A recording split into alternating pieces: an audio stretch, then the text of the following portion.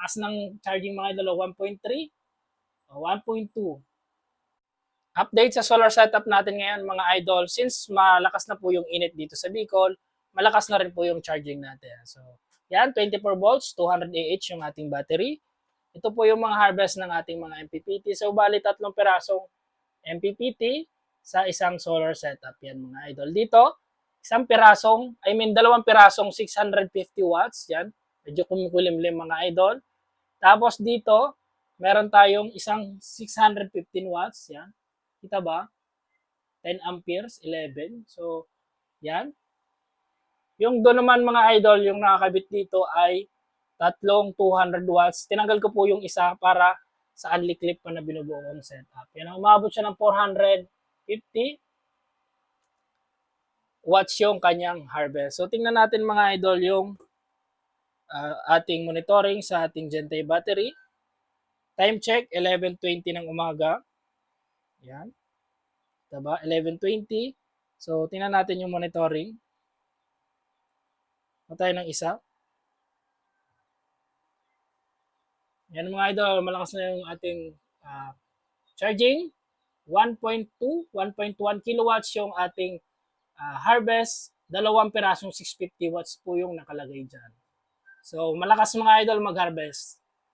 Yan yung ating battery mga idol. 90% na. So, malapit na ma-full charge yung ating battery. 11:20 pa lang ng umaga, baka mga alas 12 pa lang mga idol ay full charge na po yung ating battery. So, goods na goods to mga idol. Malakas mag-charge yung ating mga MPPT. At kung gusto niyo mga idol ng sulit na LiFePort battery, Gentay po mga idol, maganda.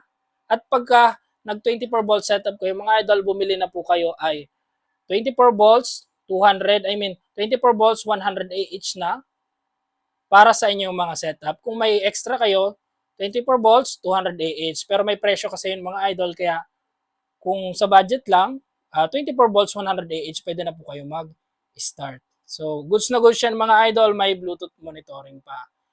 Kaya ako sinabing 200 Ah, 100 Ah, 24 volts, para hindi na po kayo mag-series kagaya nitong ginawa ko dito.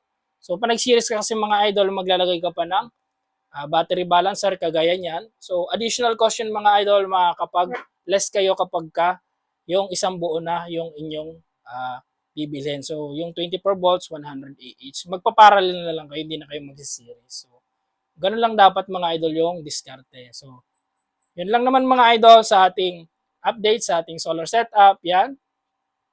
90% yung ating battery, 11:22 pa lang ng umaga. So, napakalakas kasi yung mga idol, yan o. Diba? Napakalakas kasi ng ating charging. Yan. Oh. So, yan, cloudy tayo pero sumasagad dyan ng 1.3. So, sana nakita mga idol yung 1.3. So, yun lang naman mga idol.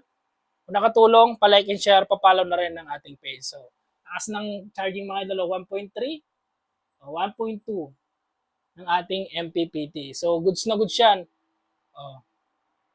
Kung gusto nyo ng MPPT na ganito, ilalagay ko na rin yung link sa description. Thank you very much.